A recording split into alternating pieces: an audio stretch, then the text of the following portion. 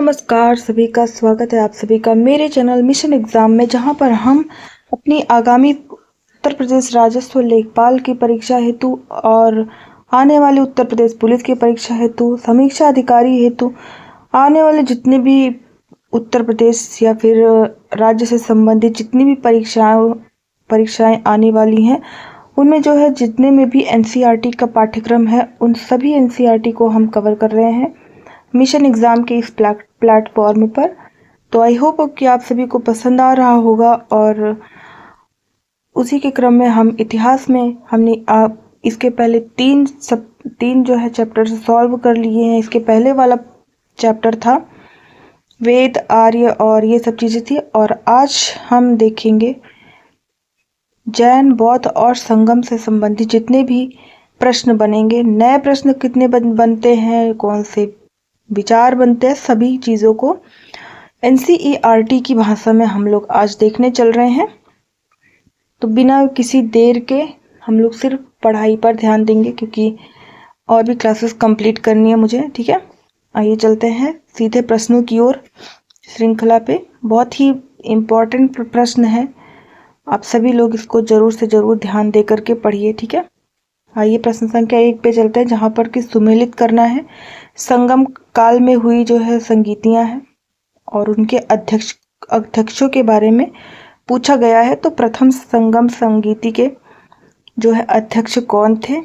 तो प्रथम संगम संगीति के अध्यक्ष हो जाएंगे ऋषि अगस्त्य ही थे।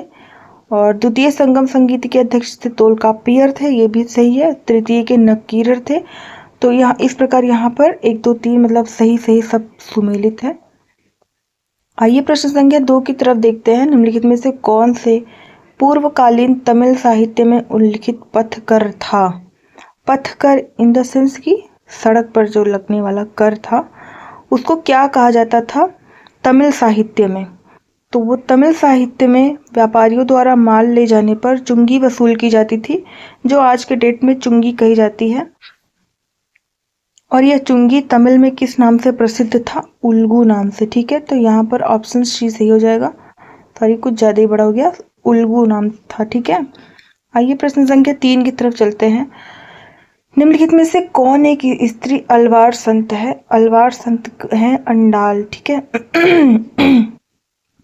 तमिल प्रदेश में वैष्णव धर्म का प्रचार प्रसार अलवार संतों ने किया था। अलवार संतों की संख्या 12 बताई गई है, जिनमें तिरुमंगई, पेरिय, अलवार, अंडाल, नागमालवार आदि विशेष रूप से उल्लेखनीय है। अलवारों में एकमात्र महिला साध्वी थी, जिनका नाम है अंडाल। ठीक है, आइए प्रश्न संख्या 4 की तरफ चलते हैं। संगम काल में उरैयूर निम्न में से किस एक की राजधानी थी? तो उरैयूर जो है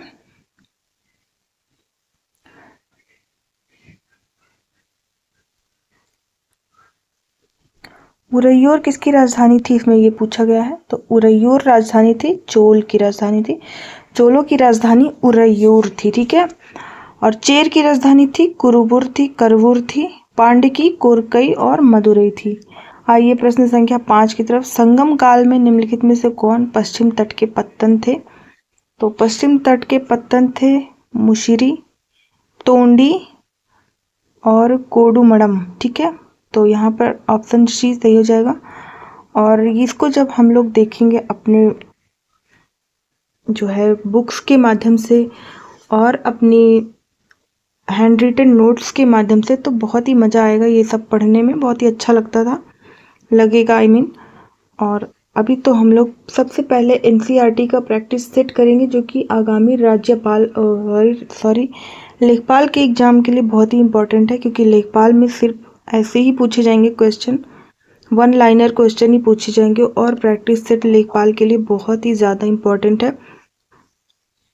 आप सभी लोग एकदम ध्यान दे करके पढ़िए। ठीक है, अब इसमें हमें जो है मिलान करना है, वंश है और वंश के शासक के हैं, तो उनके बारे में मतलब मिलान करना है। तो चेर वंश के शासक कौन थे? चेर वंश के शासक थे सेनगुट्टवन। दूसरा, चोल वंश के शासक कौन थे? चोल वंश के थे करिकाल। पांड्य वंश के शासक कौन थे? पांड्य वंश के शासक थे नेडुंजेलियन थे, सातवाहन के सिमुक थे। और इस प्रकार यहाँ पे हो जाएगा आंसर नंबर डी सही हो जाएगा, ऑप्शन नंबर। प्रश्न संख्या 7 देखेंगे, निम्नलिखित में से कौन प्रारंभिक तमिल साहित्य के महाकाव्य थे। तो प्राचीन तमिल साहित्य में जो है 3 महाकाव्य थे, ठीक है, और जिनमें से 3 महाकाव्य थे शिलप्पादिकारम, मणिमेखले और एक और था जीवक चिंतामणि, ठीक है। 5 महाकाव्य थे लेकिन उसमें 3 की ज़्यादा वो है। इनमें प्रथम 3 ग्रंथ ही उपलब्ध हैं, ठीक है। वैसे तो संगम युग में कुल 5 महाकाव्य हैं लेकिन जो है 3 ग्रंथ ही उपलब्ध हैं, शिलप्पादिकारम, मणिमेखले, जीवक चिंतामणि। वलयपति तथा कुंडल केशी, सॉरी कुंडल, क्या हो रहा है इसमें, तो वलयपति तथा कुंडल केशी नहीं मिल पाए हैं अभी। शिलप्पादिकारम, मणिमेखले तथा जीवक चिंतामणि ही प्राप्त हो पाए हैं। प्रश्न संख्या 8वीं की तरफ आते हैं हम लोग। सूची 1 को सूची 2 से मिलान करना है। संगम राज्य है उसके राज्य चिन्ह के बारे में पूछा गया है, ठीक है। तो चोल वंश का राज्य चिन्ह बाघ और चीता ही था। पांड्य का ये भी जो है पूरा जो है मिलान किया हुआ है, तो ऑप्शन डी ही हो जाएगा। पांड्य का राज्य चिन्ह मछली था और चेर राज्य का धनुष था। आइए प्रश्न संख्या 9 की तरफ चलते हैं। सूची 1 को सूची 2 से सम्मिलित करना है। इसमें ग्रंथ है, उसके लेखक हैं। तिरुक्कुरुल एक ग्रंथ है, ठीक है, उसके लेखक हैं तिरुवल्लुर। तोलकाप्पियम के लेखक हैं तोलकाप्पियर। शिलप्पादिकारम के लेखक हो जाएंगे इलंगो आदिगल, ठीक है, और मणिमेखले के सत्तनार। और इस प्रकार हमारा ऑप्शन ए का 4 हो गया, ऑप्शन संख्या बी सही हो जाएगा। प्रश्न संख्या 9 का देखेंगे। ये सब जितना जो है पढ़ने में आपको टफ लग रहा होगा, ये टफ नहीं है। अगर आप 2 से 3 बार, इतना ये इंटरेस्टिंग इसमें नाम वगैरह रहते हैं ना कि अगर 2 से 3 बार आप पढ़ लोगे तो आपको खुद ही मन में ही याद हो जाएगा। प्रश्न संख्या 10 देखेंगे। संगम युग का कौन सा ग्रंथ बौद्ध धर्म से संबंधित था। तो मणिमेखले ऐसा ग्रंथ था जिसके लेखक बौद्ध अन्न व्यापारी शीतलय सत्तनार थे। इसे बौद्ध पुस्तक माना जाता था। इसकी कथा वहां से प्रारंभ होती है जहां शिलप्पादिकारम की कथा समाप्त होती है। इसे तमिल साहित्य का ओडिसी कहा जाता है, ठीक है। प्रश्न संख्या 11 की तरफ देखते हैं। निम्नलिखित कारण कथन पर विचार करना है और इसमें क्या देना है, मतलब कारण सही है कि कथन गलत है, ऐसा कुछ देना है, ठीक है। तो कथन पहले देखेंगे। संगम युग के उत्तरवर्ती काल में स्त्रियों की दशा दयनीय होने लगी थी। तो हाँ, क्योंकि उत्तरवर्ती युग में स्त्रियों की दशा दयनीय होने लगी थी। उत्तरवर्ती संगम युग में सती प्रथा अधिक प्रचलित हो गई थी, तो ये भी सही है। और क्योंकि सती प्रथा अधिक प्रचलित हो गई थी, इसी वजह से दयनीय भी होने लगी थी। और यहाँ पर हो जाएगा दोनों सही हैं और कारण कथन की सही व्याख्या कर रहा है। आइए प्रश्न संख्या 12 की तरफ चलते हैं। इसमें भी कथन कारण है, ठीक है, और इसमें भी कथन देखेंगे। उरैयूर का राजनीतिक महत्व होने के कारण आर्थिक महत्व भी था, सही है। संगम युग में यह सूती कपड़ों के व्यापार का बिल्कुल है, तभी तो इस पे चुंगी लगते थे और चुंगियों को क्या कहते थे, उल्गू कहते थे, ठीक है। तो यहाँ पे भी कथन और कारण दोनों सही हैं और सही व्याख्या कर रहा है, ठीक है। प्रश्न संख्या 13 देखेंगे। निम्नलिखित में से कौन सा संगम ग्रंथ कोवलन और उसकी पत्नी कन्नगी की कथा का चित्रण करता है। कोवलन और उसकी नायिका जो है कन्नगी, उसकी व्याख्या करता है शिलप्पादिकारम, ठीक है। शिलप्पादिकारम के नायक कोवलन एक व्यवसायी था तथा नायिका कन्नगी एक व्यापारी की कन्या थी। इसकी तथा कावेरी पत्तनम से संबंधित है। इस ग्रंथ को तमिल साहित्य का इलियड माना जाता है। तमिल साहित्य का इलियड किसे माना जाता है, शिलप्पादिकारम को। कन्नगी से वो बेहद ही प्रेम करता था और अपनी पत्नी को ही वो कन्नगी नाम से कन्नगी देवी, ऐसा कुछ स्टोरी है। हम आपको अभी नहीं बताएंगे, बाद में बताएंगे। और क्योंकि अभी हमको इतना सॉल्व करना बहुत ज़्यादा है, 56 क्या है कि हाँ 56 क्वेश्चन सॉल्व करने हैं। इसलिए हम लोग अभी सिर्फ आगे आगे चल रहे हैं और मैं इनकी कहानी को एक अलग से एक वीडियो में बताऊंगी, क्योंकि इनकी कहानी मुझे बहुत ही थोड़ा सा अच्छी लगी थी इसलिए जब हम पढ़ रहे थे। और आइए चलिए प्रश्न संख्या 14 देखते हैं। निम्नलिखित में से कौन तमिल साहित्य का जनक तथा पांड्य शासकों की दिव्य धारा का पुरोहित भी था?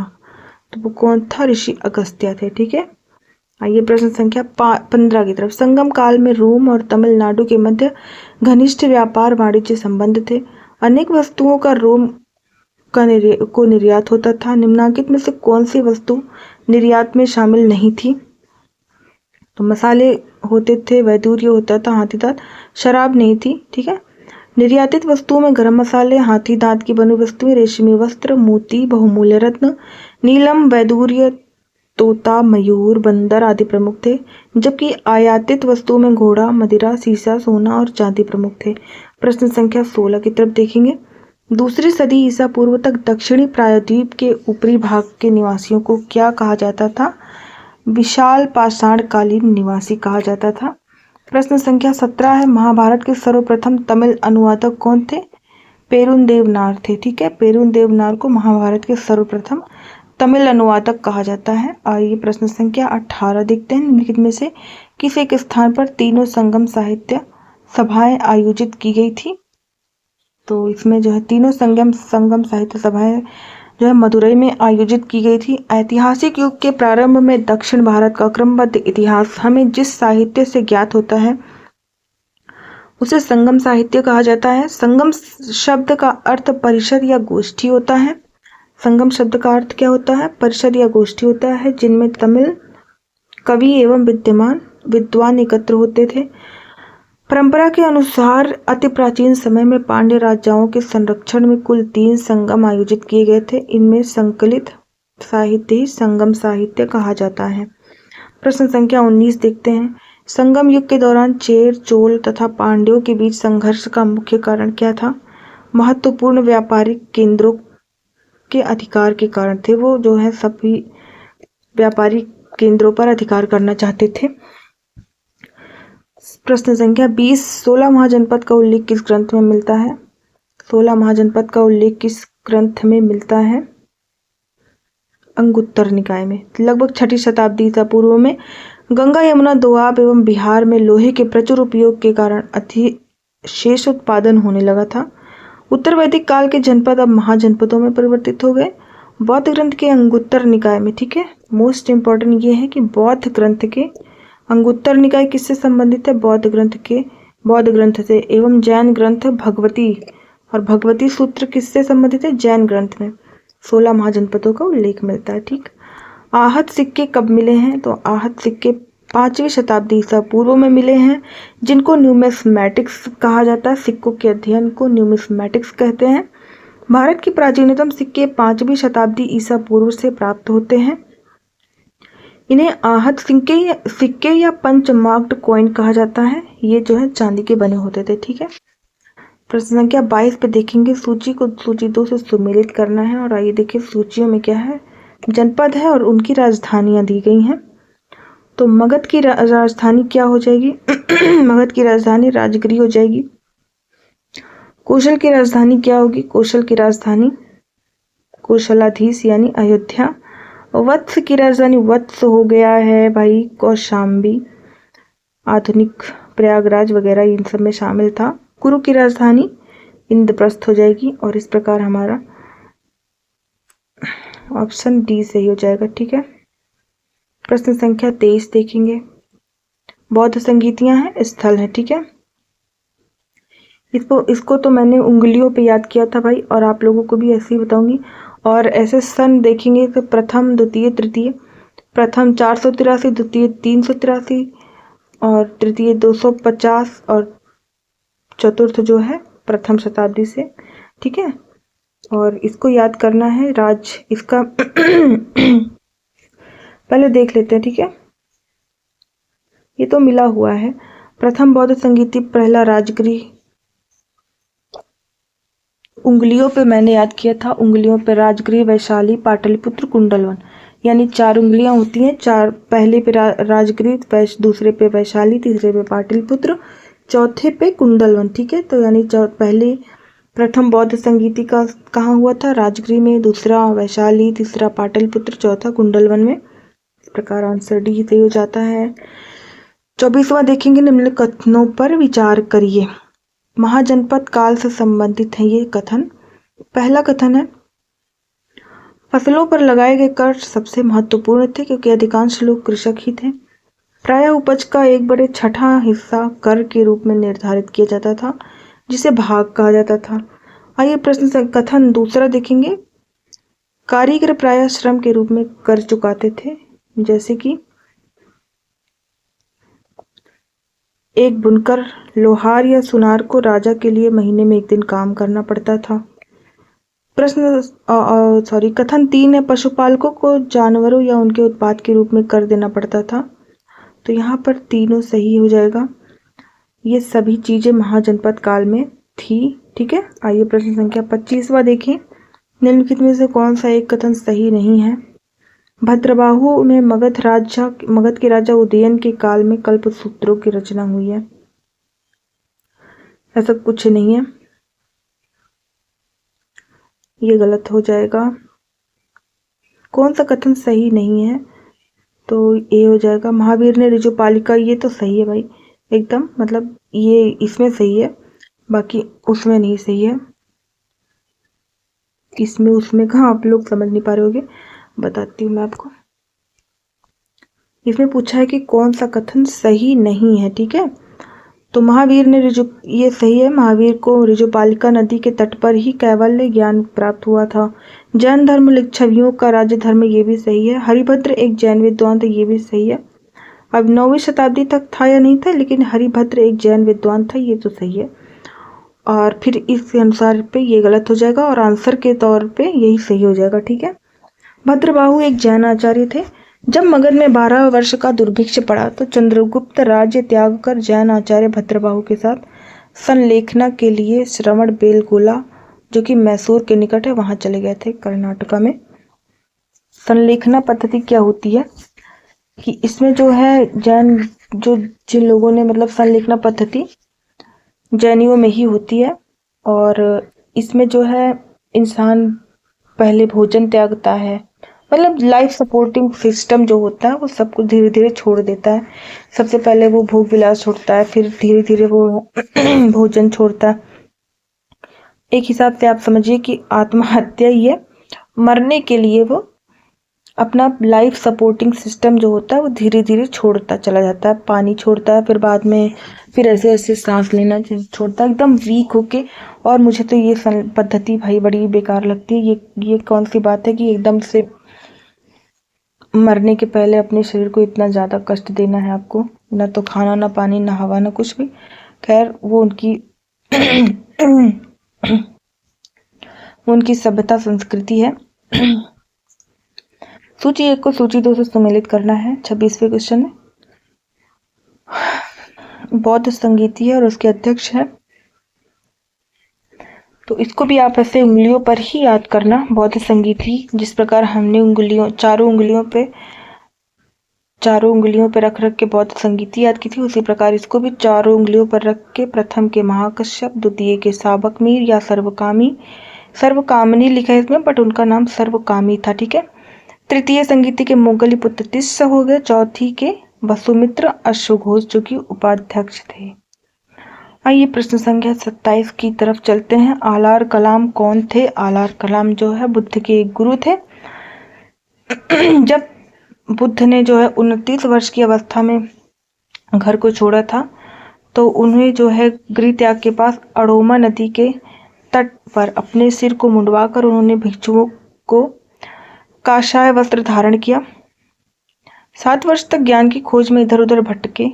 सर्वप्रथम वैशाली के समीप उन्हें आलार कलाम नामक एक सन्यासी के आश्रम में आश्रय मिला, जो कि सांख्य दर्शन का एक आचार्य थे, ठीक है। जैन धर्म का सैद्धांतिक पक्ष क्या है? जैन धर्म का स्यादवाद है। जैन धर्म में स्यादवाद, जो कि अनेकांतवाद भी है, अथवा सप्तभंगीनय को ज्ञान की सापेक्षता का सिद्धांत कहा गया है। महावीर स्वामी ने यज्ञ और वेद की प्रामाणिकता को स्वीकार नहीं किया है। ये भी इम्पोर्टेंट है, ये भी इम्पोर्टेंट है। सभी यहाँ पे एक एक क्वेश्चन इम्पोर्टेंट है, ऐसे कुछ नहीं है कि जो इम्पोर्टेंट नहीं है, और जिसे हम लोग ज़्यादा इम्पोर्टेंट करते हैं अक्सर वो नहीं आता है। आइए सम्मिलित वाला फिर बुद्ध के जीवन की घटनाएं हैं, घटनाओं के प्रतीक हैं। पहली घटना है जन्म। जन्म से संबंधित है कमल एवं सांड, ठीक है। दूसरी है महापरित्याग, इससे संबंधित चिन्ह है घोड़ा। निर्वाण का प्रतीक है बोधि वृक्ष। निर्वाण तो उन्हें बोधि वृक्ष के ऊपर ही मिला था, ठीक है। जो है डी का जो है प्रथम धर्मोपदेश जो है धर्म चक्र या चक्र से हो जाएगा, और परिनिर्वाण हो जाएगा स्तूप से। तो इस प्रकार एक का तो एक ए भी नहीं होगा, बी भी नहीं होगा, यहाँ पर उत्तर हो जाएगा हमारा सी। आइए प्रश्न संख्या 30 की तरफ। महाभिनिष्क्रमण का अर्थ क्या है? तो महात्मा बुद्ध द्वारा भौतिक जगत का परित्याग। निम्नलिखित में से कौन सा एक विख्यात पाशुपत आचार्य थे? ठीक है, पाशुपत आचार्य कौन थे? श्रीकर पंडित, पार्श्वनाथ, मल्लीनाथ और शांतिनाथ जैन तीर्थंकर थे। और ये जो श्रीकर पंडित जी थे वो पाशुपत संप्रदाय के आचार्य थे। प्रश्न संख्या 32 देखेंगे। निम्नलिखित में से कौन सा सद्गुण तीर्थंकर पार्श्वनाथ द्वारा उपदिष्ट चतुर्याम धर्म में महावीर द्वारा जोड़ा गया था? ब्रह्मचर्य। 23वें तीर्थंकर, क्योंकि आप सभी को पता है, देखो सत्य, अहिंसा, परिग्रह, अस्तेय और ब्रह्मचर्य जो 5 मतलब इन्होंने पंचव्रत शामिल किया था। इसमें पहले ब्रह्मचर्य नहीं था, इसको बाद में महावीर जी ने जोड़ा था ब्रह्मचर्य को। तो 23वें तीर्थंकर पार्श्वनाथ ने अहिंसा, सत्य, अस्तेय तथा अपरियत या अपरिग्रह, ठीक है, के चतुर्याम धर्म की व्यवस्था की थी। पार्श्वनाथ ने किया था, ठीक, 4 धर्म की स्थापना पार्श्वनाथ ने की थी। महावीर स्वामी ने इसमें सिर्फ क्या है, पंचव्रत ब्रह्मचर्य को जोड़ा था। नग्नता से कायक्लेश तथा अपरिग्रह को प्रोत्साहन मिलता है, उनके अनुसार था। प्रश्न संख्या 33 को देखेंगे। प्रथम बौद्ध, अब इसमें समकालीन शासक के बारे में पूछा गया, ठीक है। तो आप सबको मैं एक ट्रिक बता देती हूँ। प्रथम बौद्ध, प्रथम, द्वितीय, तृतीय, चतुर्थ, ऐसे ही करके आपको याद करना है, ठीक है। और उसमें है, तो उसकी ट्रिक ये है, अजात शत्रु का काला शोक, ठीक है। तो पहले का हो जाएगा अजात शत्रु, अजात शत्रु का काला शोक। द्वितीय बौद्ध संगीति के हो जाएंगे काला शोक, ठीक है। का से काला शोक होगा, यहाँ पे का से काला शोक, इसका मतलब ये नहीं होगा कि का से अजात शत्रु का, ठीक है, का से काला शोक। तृतीय बौद्ध संगीति के अध्यक्ष हैं अशोक, यहाँ पे काला शोक से अशोक हो जाएंगे। काला शो, ठीक है, काल अशोक था उसमें, जो अजात शत्रु का काल अशोक, काला अशोक, काला अशोक यानी कि तृतीय का अशोक हो गया, और का से चतुर्थ का कनिष्क हो गया, ठीक है। इसको हम लिखने की कोशिश करते हैं, ठीक है। तो ये देखो हमने यहाँ पे ट्रिक लिख दिया है, अजात शत्रु काल अशोक का, ठीक है, अजात शत्रु काल अशोक का। तो पहले का हो जाएंगे अजात शत्रु, दूसरे का हो जाएंगे कालाशोक, यानी यहाँ पे कालाशोक दूसरे का हो गया। तृतीय का हो जाएगा अशोक, और चतुर्थ का हो जाएगा कनिष्क। इस प्रकार से हमारा प्रश्न संख्या ऑप्शन सी सही हो जाएगा, लेकिन वहाँ पे अजात शत्रु का काल अशोक, उससे हम लोग उसको देख लेंगे, ठीक है। आइए प्रश्न संख्या 34 की तरफ चलते हैं। और अब जो है अभी 3 PDF बचे हैं और उसको हम कल सॉल्व करवाएंगे, ठीक है। उम्मीद करती हूँ कि आप सभी को बहुत अच्छी क्लास लगी होगी, और बहुत जल्द इसको कंप्लीट करने के बाद, और बहुत जल्दी ही, क्योंकि आज जो है मैंने 3 से 4 क्लासेस कंप्लीट की हैं खुद से ही। और जानते हो आप सभी लोग, आज नवरात्रि का फर्स्ट डे है, तो मुझे थोड़ा सा बोलने में भी प्रॉब्लम हो रही है, इट्स ओके। बट इसके आगे हम एकदम क्रम से चलेंगे, और कल हम आपको टाइम टेबल भी शो करेंगे, हर 1 घंटे पे सब क्लासेज आएंगी, ठीक है। और मैं कोशिश करूँगी कि आगामी जो है हाई कोर्ट RO के संदर्भ में इंग्लिश की भी क्लास चलाई जाए, ठीक है। तो आप सभी लोग साथ और सहयोग बनाए रखिए अपना, और मेरे साथ कंप्लीट NCERT की तैयारियां करते हुए आगामी आने वाले सभी परीक्षाओं में अच्छा स्कोर GS में करिए, हिंदी में करिए, और जितनी भी वैकेंसी है उसमें एक स्थान अपने लिए सुनिश्चित करवाइए, ठीक है। यहीं के साथ हमारी क्लास समाप्त होती है। धन्यवाद सभी को।